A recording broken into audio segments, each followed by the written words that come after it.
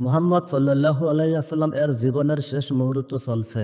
হঠাৎ সেখানে একজন লোক এসে বললেন, আসসালামু আলাইকুম, আমি কি ভিতরে আসতে পারি? ফাতেমা রাদিয়াল্লাহু বললেন, দুঃখিত, আমার পিতা খুবই অসুস্থ। ফাতেমা রাদিয়াল্লাহু দরজা বন্ধ করে রাসূলের কাছে গেলেন। মুহাম্মদ সাল্লাল্লাহু আলাইহি ওয়াসাল্লাম বললেন, কে সেই লোক? ফাতেমা রাদিয়াল্লাহু বললেন, এই প্রথম আমি তাকে দেখেছি, আমি তাকে চিনি না।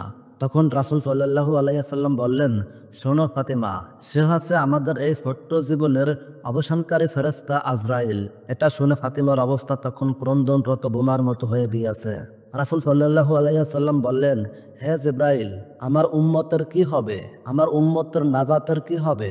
জিবরাইল আলাইহিস সালাম বললেন, হে রাসূল, আপনি চিন্তা করবেন না, আল্লাহ ওয়াদা করেছেন আপনার উম্মতের নাজাতের জন্য।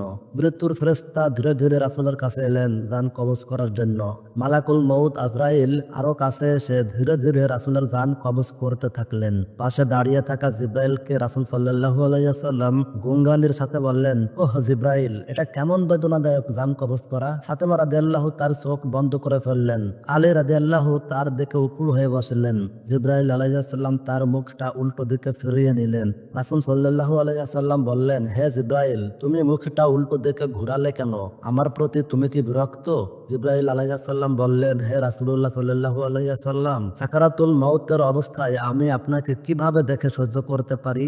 ভয়াবহ ব্যথায় রাসূল সাল্লাল্লাহু আলাইহি ওয়াসাল্লাম ছোট্ট একটা গুনগানি দিলেন। রাসূল সাল্লাল্লাহু আলাইহি ওয়াসাল্লাম বললেন, হে আল্লাহ, সাকারাতুল মাউতটা যতই ভয়াবহ হোক সমস্যা নেই, আমাকে সকল ব্যথা দাও, আমি বরণ করব, কিন্তু আমার উম্মাহকে ব্যথা দিও না। রাসূলের শরীরটা ধীরে ধীরে ঠান্ডা হয়ে আসতে লাগলো। তার পা বুক কিছুই নড়ছে না এখন আর। রাসূলের চোখের পানির সাথে তার ঠোঁটটা কম্পিত হচ্ছিল। তিনি কিছু বলবেন মনে হয়।